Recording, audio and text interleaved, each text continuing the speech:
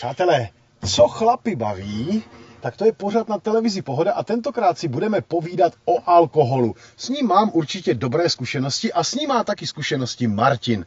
Martine, tak na zdraví. Na zdraví. A dáme si něco z tvých vlastních výrobků, že? Ano. Tak, co pak to je? Je to třešňovišeň, asi tak ročník 2010, si myslím, že to je. Vypadá to krásně, řetízkuje to. Ale já bych dal čuchnout taky na kameru, ať si čuchne kamera. Přátelé, voní to úplně neuvěřitelně. A jak se taková věc vůbec udělá? Myslím, že si napijem. No, napijem se. Napijem se, ještě jednou. Vejdi a neuškoď. Začneme u legislativy.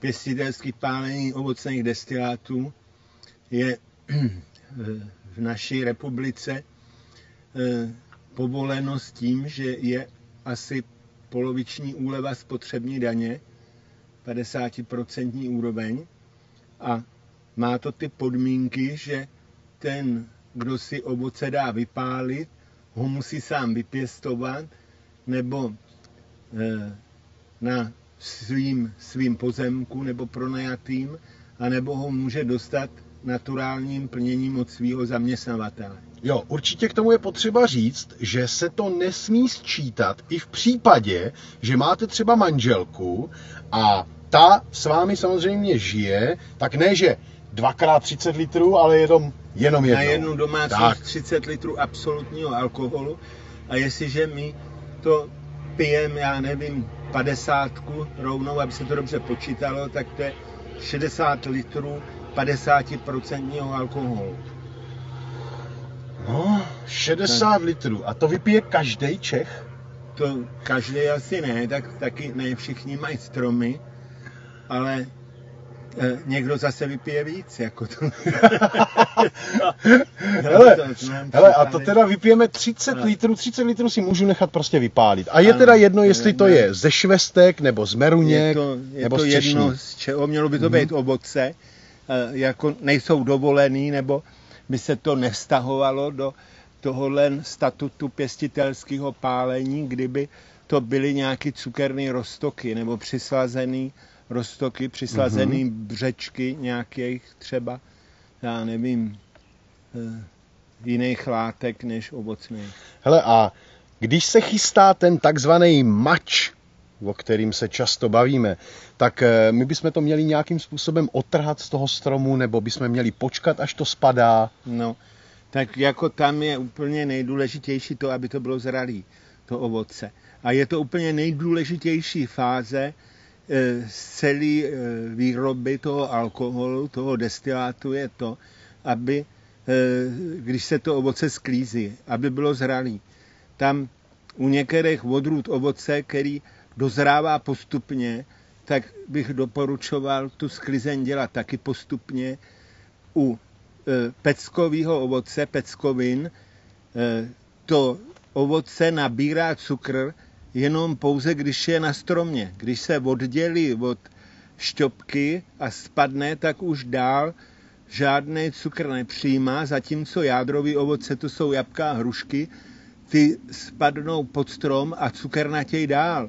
Takže tam není žádný spěch, to se může nechat válet, dokonce je vypočítaný, že pokud tohle jádrový ovoce necháte ležet, tak jeho ztráta, co schněje z něj, třeba 20%, tak ta sama se doplní do cukernatění.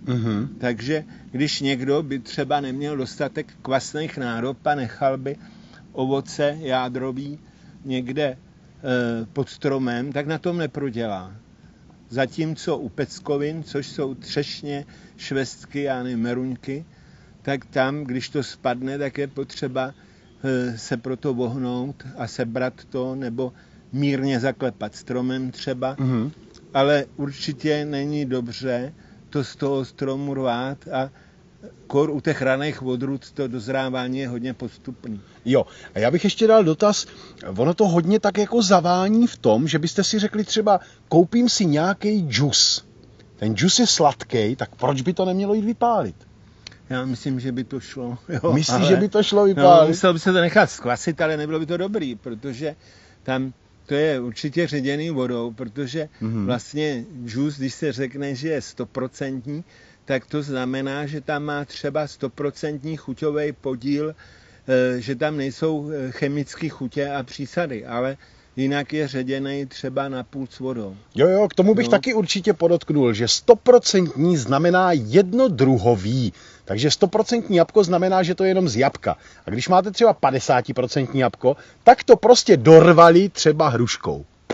Tak. No, anebo nějakou jinou chutí třeba chemického původu nebo syntetického. Jasně, no, protože se říká, že se tam doplní něco a ono to pak chutná po kávě, třeba tulipánový lístky, vím, jo.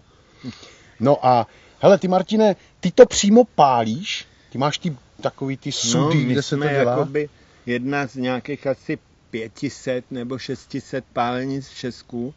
Myslím si, že docela jakoby to jde do takové módy i v Čechách, že byla to spíš otázka jenom nebo záležitost Moravy. Teď za poslední roky vyrostlo hrozně moc pálenici v Česku a i někde v třeba oblastech podhůří a nebo na horách, protože je docela v Česku ten fenomén jabko, který je vlastně takovej strašně dostupný materiál a řekl bych, že ne úplně tak marnej, že s tou jako minimální námahou, jakou se dá to jabko vypěstovat nebo sehnat nebo a naložit, tak ten výsledek je hrozně zaručený u toho jabka. No, takže málo kdy zvrhne, to je jistota. Je to tak, že já jsem teda Moravák, jo. Já jsem teda Moravák a je vidět, že jsme vám do Čech něco naimportovali. To jste to nás okoukali, tak ne, že nám to šluknete. No, my jsme to okoukali a máme k tomu trošku jiný přístup než Moraváci. Moraváci jsou trošku, mně přijde, že jako s vínem, že to úplně nejlepší vychlastají sami. No jasně, my to taky děláme pro sebe. Jo. Když to ví Češi, jste to pojali, takže to prodáváte na Moravákům. My jako z toho děláme si svůj nějaký třeba biznis a tak to, co je nejlepší, tak nabízíme. Jako, že, a to, co je blbý, tak pijeme. Tak je to sami tak. To spotřebováváme. Je to tak, protože my to nejlepší si necháváme pro sebe a logicky to pro Pražáky, že jo, to prodáváme. My to pijeme to blbý, aby se to nevylilo. Hele, a při tom pálení, jak to vůbec funguje, taková palírna? No, ty palírny tady jsou dva druhy. Jedna je dvoukotlový systém a ta druhá je systém jednokotlový s deflegmátorem a ta je obkoukaná z Německa. Je tam ten výsledek je, že ten destilát je čistší. Do pálenice jsem si přivezl zásobník s kvasem, vezmu hadici, zapnu vodokružnou výděvu, naseju kvas do předehřívací nádrže. Do předehřívací nádrže pustím kvas do kotle.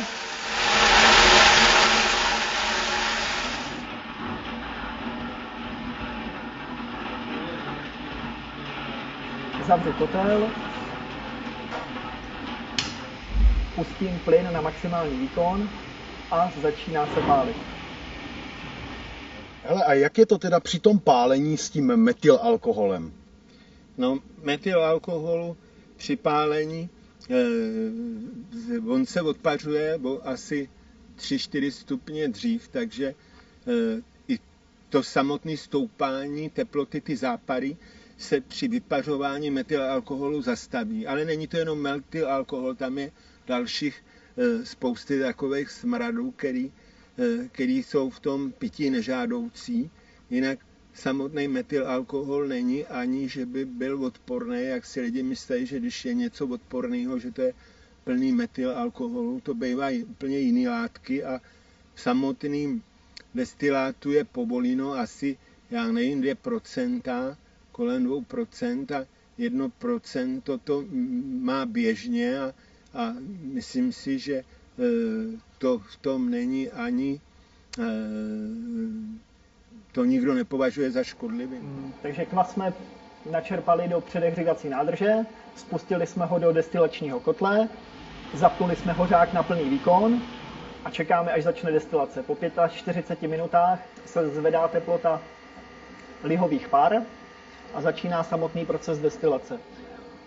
Oddělíme první podíl, který obsahuje metylalkohol, jedná se o úkap, požadované množství odměříme do odměrného válce a odchází do odměrné, odcejchované, zaplombované nádoby. Samotná destilace probíhá v rektifikační válci, 3patrová kolona, kde se destilát zesiluje. Destilace proběhne na každém patře zvlášť. Dále je tam deflegmátor, což je částečná kondenzace pár lihových a tím dochází k zesílení a vyčištění destilátu. Aby byl destilát čistý od etylkarbamátu a kyanidů, používáme katalyzátor. Lihové páry, vyčištěné a zesílené, postupují přestupníkem do chladiče, kde se ochlazují vodou a vzniká nám hotový destilát. A to vždycky nafilmují v televizi a oni si mysleli, že to je jako takhle teplota. Vlastní finální chuť toho výpalku, nebo jak se tomu říká, je to výpalek, ne? No, to výpalek. Vypálený. Ano, jo, vypálený. tak ta vlastní chuť, tak ta vznikne čím? Kde vznikne ta vlastní chuť? Protože když si třeba půjdu koupit líh, že jo, vypálený z brambor, no tak ten nemá zřejmě žádnou chuť.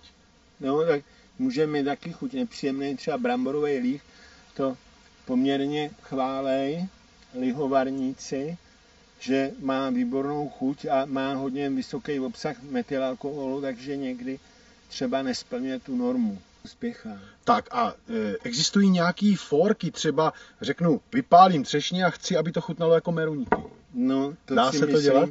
Že to se dělá jenom tak, když to někdo chce prodat a je to nějaký blbý, tak do toho naleje trest nějakou, aby oblb toho spotřebitele nebo zákazníka, tak by mu do toho něco dala. Já, když jsem telefonoval do nějaký ty aromky nebo aroka, tak a poptával jsem tam nějaký chutě, tak říkali, aha, to chcete do destilátu, to si tady kupujou Moraváci běžně. Že to přechutějí na něco, co třeba je poptávaný. Jasně, jo. Co Pražáci poptávají, že tak mým to řízne. Pražákům. Hele, ještě si dáme počátku, že 30 litrů můžete vypálit ročně. Teď si představíš, že vlastně jak se to změří, že máš 30 litrů. No, tak to musí změřit, že jo, ta pálenice. My to zředíme na tu rovnou 50, aby se to dobře počítalo. Ale víš, na co narážím? Představ si, že by to kapalo a ty bys to rovnou vypil. No jo. No, a kdo by ti dokázal, kolik z toho měl? Tady všechny ty pálenice jsou opatřeny lihovým měřidlem, takže i když to pálí někomu, kdo si přiveze svůj kvas v bečce a teče to tam do toho škopku, že jo, tak to teče přes lihoměr, který je tam počítadlo prostě. Je tam počítadlo lihový, jo. Který musí být, já nevím, jednou za asi 10 roků nebo možná za míň skalibrovaný. V případě velké dodávky destilát přepouštíme do této nádrže, opatřené míchadlem, kde probíhá samotné míchání na 50% alkoholu. V případě malého rodinného pálení mícháme destilát v tomto nerezovém soudku. Vyrobený destilát má zhruba 60% alkoholu a ředíme na 50%. Potravinářskou demineralizovanou vodou. Samotné plnění tak probíhá pomocí tohoto odměrného válce, kde přesně změříme objem stočeného destilátu. Přátelé, my tady děláme ten rozhovor a jestli si myslíte, že toto je voda, tak jste na velkým omylu. My nejsme jen tak nějaká televize. My jsme televize Pohoda. A co chlapi baví, tak to vyzkoušíme na vlastní kůži. Takže oni na jiných televizích tam mají třeba vodu. Pijou to celý den, že jo, ale my to opravdu. Mně už, Petře, je docela dobře. Mně je taky dobře. Já teda můžu říct, že ono je teďka horko, poměrně velký horko, je 35 stupňů. Ukrajinci vždycky říkají, že právě do horka se ten alkohol strašně hodí, ano, protože zřejmě to nějak dokáže rozpohybovat krev. No ne zřejmě to. Představ si, že ten alkohol se vlastně vypařuje a tím vypařováním se odebírá teplo. Takže ten alkohol ochlazuje. Z fyzikálního hlediska alkohol ochlazuje, takže rozhodně nepovřeje. Jo. Jak bude větší teplo, tak bude etyl. Tak si určitě ještě něco dáme. No a co myslíš? Na zdraví. Na zdraví. Hele, a já bych jednu věc, napijem se.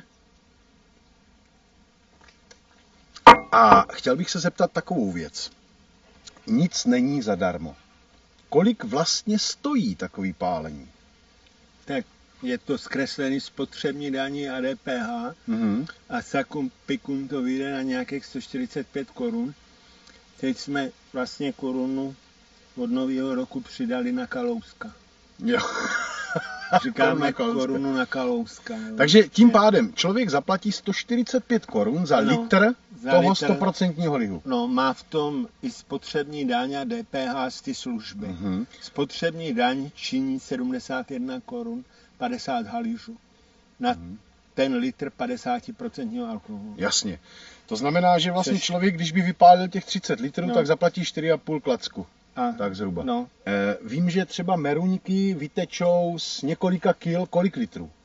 Tak asi z 8 až 10 kil vyteče litr a to je vždycky dobrý znamení, když to teče hodně, tak to znamená, že ovoce bylo cukernatý a že i to kvašení proběhlo správně, jak mělo a i ten destilát bývá kvalitní, jo, v poměru s tím, jak to teče. Když něco teče málo, tak většinou to není dobrý. Co teče nejvíc? No, nejvíc tečou hodně zralý švestky, meruňky, i ty jabka, na ně je docela spoleh, když jsou zralí, tak tečou hodně. Co broskve? Broskve tečou málo, ty mají cukru málo, jsou náchylný na kažení a ty hrušky taky nejsou nic moc. Jo? Jediný, co dělá hruškám slávu, je odrůda Williams, která má takovou speciálně hruštičkovou chuť, která je nezaměnitelná. Hrušky to jsou takový ty Williams, to jsou ty tvrdý nebo ty měkký právě? No, jsou to, já vždycky jsem si myslel, že to je nějaká strašně pozdní odrůda a že se to dělá proto, že jsou hodně cukernatý a že ten kvas nebo ta zápara, že je stabilní, ale pravda je právě opak, jsou to hodně raná odrůda hrušek, asi cukru mít moc nebude, ale má opravdu takovou zvláštní hruštičkovou chuť, která se s jinýma hruškama nedá zaměnit. A mě úplně napadají takové věci. Hele, jsme v přírodě, tady lítají komáři, že jo, tady kameraman teď už nepije, že jo, a přesto, že jo, tady pajdá. Lítají tady komáři, to je otázka, na kterou určitě nedokážeš odpovědět, nebo možná, že jo. Ještě kdybych vypil jednu skleničku, tak to vymyslíme. Tak na to ujde. Hele, představ si tu věc, že normálně ty piješ, teďka stoupá promile toho alkoholu v té krvi a teď ten komár tě zasaje a normálně se napije toho lihu. No, tak je nametenej, jako každý, protože jsme všichni tady ty boží děti a moje babička, když dělala žitný víno, tak ho pak kvašený vysypala na hnůj a zobali to vrabci a normálně byli nalitý. Jo, povalovali se po dvorku a nechali se vzít do ruky. Úplně je to vyřídilo. Hele, a takový věci, teď jsme se bavili o ovoci, možná o zelenině. Dá se třeba i pálit víno? Víňak, jo, se dělá? No, tak ty vinaři, s tím mají problém a každý víno se snaží v tom nějakým způsobem zlikvidovat. My jsme to lidem, když si to doma tady v Čechách chtěli natrhat někde u zdi bobule vína, že si z toho dají vykvasit, tak jsme je docela zrazovali, aby že to je víc práce jak užitku, ale už jsme měli pár dobrých výsledků, že musí se to hlavně všechno bez šťopek, na tom vínu je hodně ty stopkoviny, tak to musí být v bečce bez těch stopek a potom, když to je hodně zralý, tak už jsme pálili pár takových zápar, který nám přišlo, že stojí za to, tak jsme na to poopravili ten svůj názor. Mm-hmm. No hele, teď jsem tě nechal teda hodně mluvit, jo? Vem si, teď budu chvilku mluvit já, protože teď nastává, přátelé, čas, kdy ta láhev se vypaří. To jídlo se taky vypaří, protože bez jídla není dobrýho pití, hlad je převlečená žízeň, jak se říká. Chutná ti, co? Není to sice moc tučný, ale oni se na to těšili holky. Já je vidím, víš, jak znám. Něco malinko jim necháme. Něco malinko jim necháme, já si myslím, že jim nenecháme asi nic. Protože tohle to oni nesmí, protože to je speciálně pro chlapy. A jinak, přátelé, pijte s mírou. Nenechte se vůbec zatáhnout do něčeho, že někdo vás nutí nějak pít a mějte si svoje tempo. Hele, ty máš krásný slogan. My máme slogan a ten zní, že ovoce, který my zpracujeme, tak už se nikdy v životě neskazí. Můžeme ho mít pod polštářem a všude a nemusí být ve sklepě, může být všude a už se nikdy neskazí. Jak je starý tohleto? Je to asi 3-4 roky. No to je důkaz, to je přesně důkaz, že ten slogan je prostě naprosto platný. A myslím si, že to je jako u vína, že čím starší, tak lepší. Ale a já bych ještě dal dotaz, člověče, jak nejstarší nějaký destilát si pil třeba? Tak, no, nejstarší, že jo, to staření, o kterým se mluví jako v technologickém procesu, tak je vždycky udělaný v nějakém dřevěných sudech, kde to pracuje. Ve skle už se s tím nic neděje, takže my třeba jsme pili 15-20 roků po stočení, jo, 15letý whisky. Je to třeba poznat? Máme, no v lahvi pak už to neudělá nic. Jo. To znamená, že v lahvi, i kdyby to bylo starý třeba 100 let, tak už to nikdo nepozná. No. Přátelé, co chlapy baví, tak tento díl jsme kompletně věnovali pálení a výrobě destilátů. Vy se dál bavte s televizí Pohoda a já odcházím vdechnout do houští.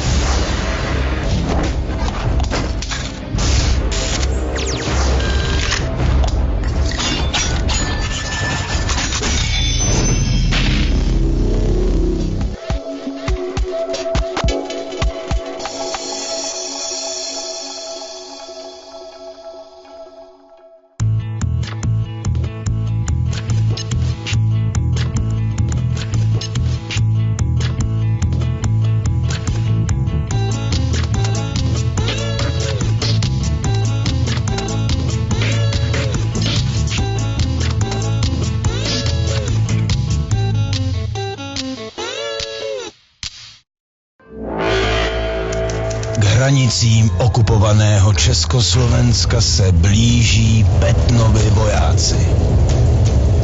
Bojuje se ve vzduchu,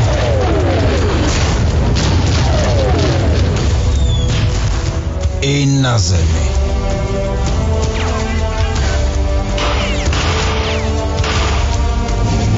Němci však nestrácejí dech a dál vyvíjejí své tajné zbraně. V podzemní továrně v Chebu.